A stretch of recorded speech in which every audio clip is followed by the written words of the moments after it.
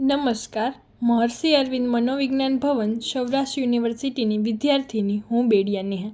આજે તમને સમાચારની માનસિક સ્વાસ્થ્ય પર થતી અસર વિશે માહિતી આપીશ. આપણે સૌ જાણીએ છીએ કે જેટલું શારીરિક સ્વાસ્થ્ય જરૂરી છે એટલું જ માનસિક સ્વાસ્થ્ય જરૂરી છે. WHO મત મુજબ માનસિક સ્વાસ્થ્ય એટલે ભૌતિક, માનસિક અને આધ્યાત્મિક સુખાકારીની અવસ્થા અને માત્ર રોગ અથવા અશક્તિની ગેરહાજરી એટલે આરોગ્ય. સમાચારની માનસિક સ્વાસ્થ્ય પર થતી અસર. આજના યુગમાં સમાચાર દરેક વ્યક્તિના જીવનનો અભિન્ન હિસ્સો બની ગયો છે. ટીવી, રેડિયો, અખબાર અને સોશિયલ મીડિયા જેવા વિવિધ માધ્યમો દ્વારા સમાચાર આપણા સુધી પહોંચે છે. આજના આ ઝડપી યુગમાં 24 કલાકના સમાચાર ચક્રને ટાળવું અશક્ય થઈ રહ્યું છે, જેની આપણા માનસિક સ્વાસ્થ્ય પર આપણી કલ્પના કરતાં પણ વધુ અસર પડે છે. સમાચારની માનસિક સ્વાસ્થ્ય પર સકારાત્મક અસર. પહેલું, માહિતી મેળવવાનું સાધન. સમાચાર આપણને દુનિયામાં શું ચાલી રહ્યું છે એની જાણકારી આપે છે. મહત્ત્વના સમાચાર આપણને સજાગ અને સતર્ક રાખે છે. બીજું, વિશ્લેષણ ક્ષમતા વિકસે છે. સતત સમાચાર જોવાથી અને વાંચવાથી વ્યક્તિની ચિંતન શક્તિ તથા વિમર્શ કરવાની શક્તિ વિકસે છે. વિવિધ મુદ્દાઓ પર જાણકારી અને સમજથી વ્યક્તિના વિચાર કરવાની ક્ષમતા અને દૃષ્ટિકોણ વિકસે છે. ત્રીજું, પ્રેરણા અને આશાવાદ.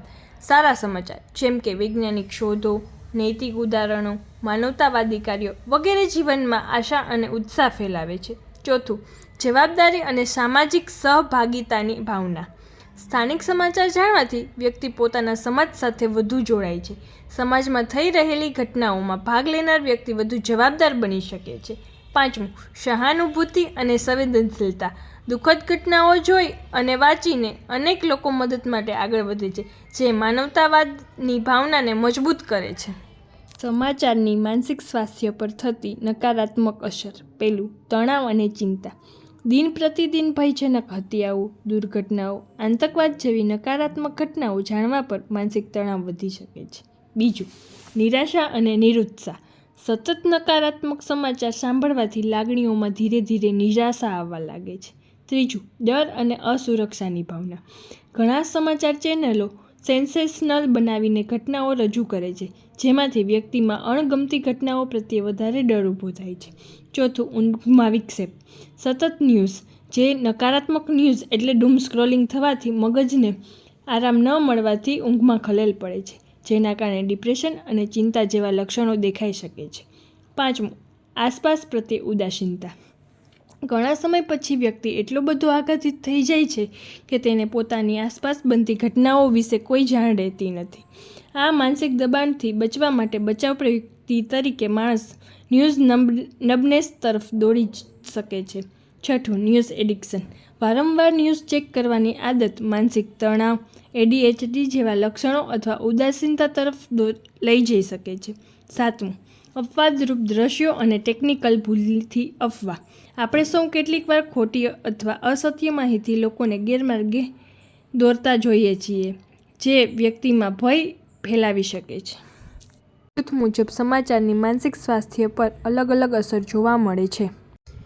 આપણે એવા વાસ્તવિક ઉદાહરણો જોઈએ.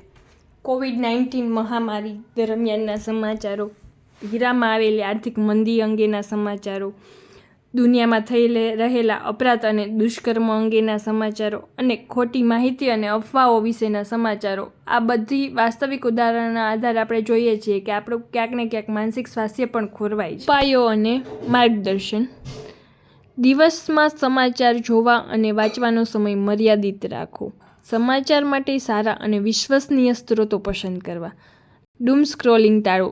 ખાસ કરીને રાત્રિના સમયે નકારાત્મક એવા સમાચારો જોવાનું આપણે ટાળવું જોઈએ.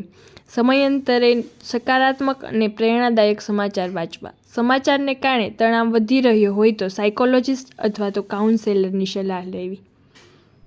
Thank you.